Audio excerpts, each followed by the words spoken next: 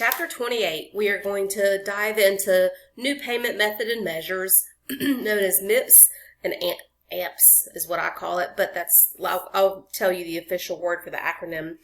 So in this chapter, we're going to explore new payment methods. I said that already. It has several parts. I'm reading from page 361. The dots there give you an overview of how the chapter is set up.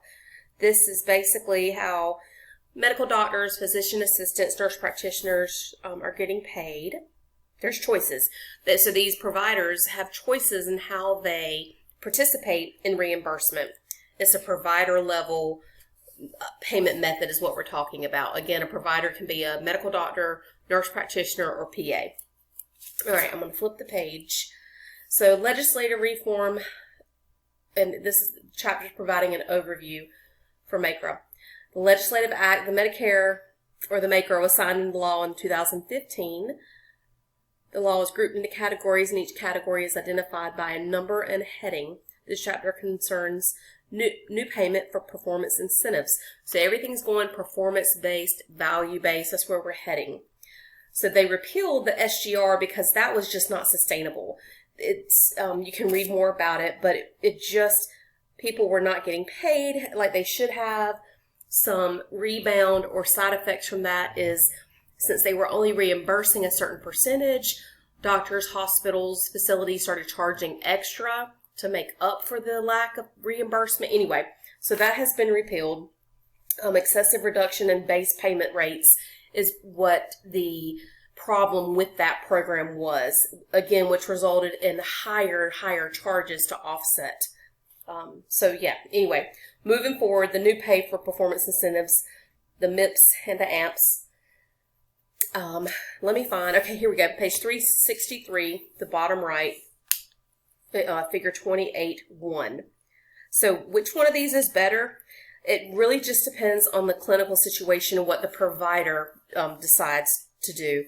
But MIPS stands for Merit-Based Incentive Payment Plan, and I'm calling it AMPS, but that's not the right word. I should just say APM. That is Alternative Payment Model. Your chapter goes into this in detail, great detail. I'm not going to read, I say that every time. I'm not going to read it to you. MIPS payment structures consist of modified inputs, 3 existing programs plus 1 category. Figure 28.2 does a great job at explaining that. There's other figures on page 365. So the eligible professionals for MIPS has changed. This book was published in 2018, and you can see the list in Exhibit 28.1, who was going to be included in that reimbursement. And then possibly included, that list continues to like occupational therapists, speech language pathologists, social workers, midwives. So this is ever evolving. EPs, eligible professionals, on the left side of 366 for MIPS are scored on performance. So this is performance-based reimbursement. There's a score that's calculated. Payment adjustment is determined by 4 performance categories. So how the providers or eligible professionals get reimbursed is based on quality, advancing care information, which has to do with that meaningful use again, clinical practice improvement activities, and cost or resources. I'm going to flip the page, 368, 369. You can see the changes in figure 28.6. 2019, 50%, was quality. In 2021, quality dropped to 30%. So again, the scoring, the performance, the value-based reimbursement is ever changing. A brief summary regarding those performance categories are on page 366, 368. Sorry, you guys. 368, 369, and it flows into 370. Again, it talks about, the book brings up the scoring, how it works, percentages and points, and see the quality. Even on page 370 is listed at 50%, and then it changed to 60%. is ever evolving. I've said that enough. There's an example how to score a physician on page 371. Be sure to review that. 372 is just more information. 373, we talk about required reporting, and that's very important because that has to do with your reimbursement amounts.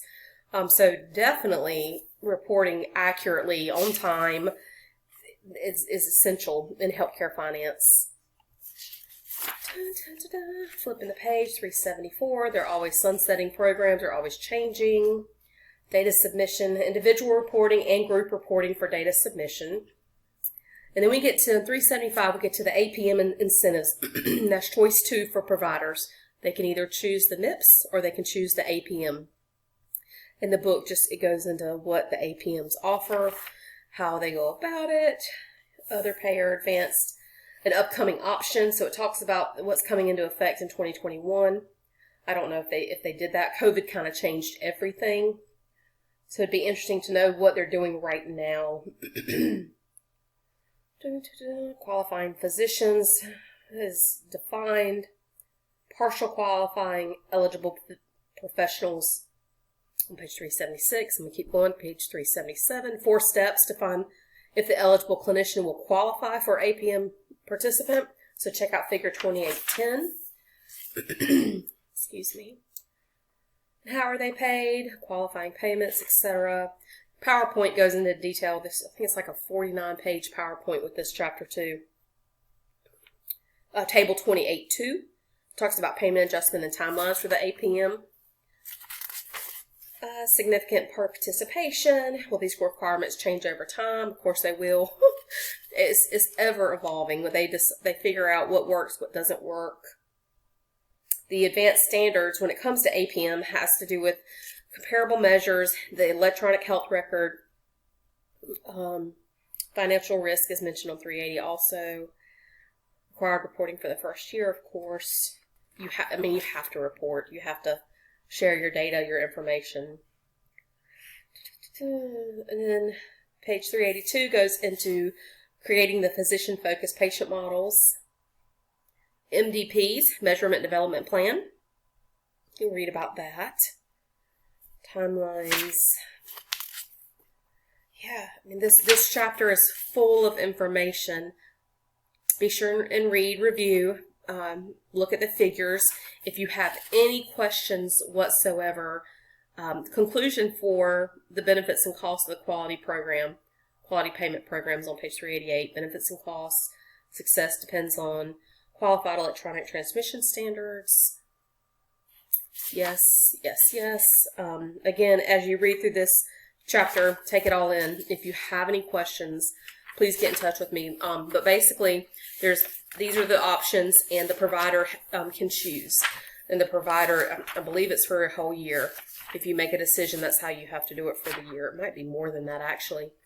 But anyway, again, chapter 28. Let me know if you have any questions.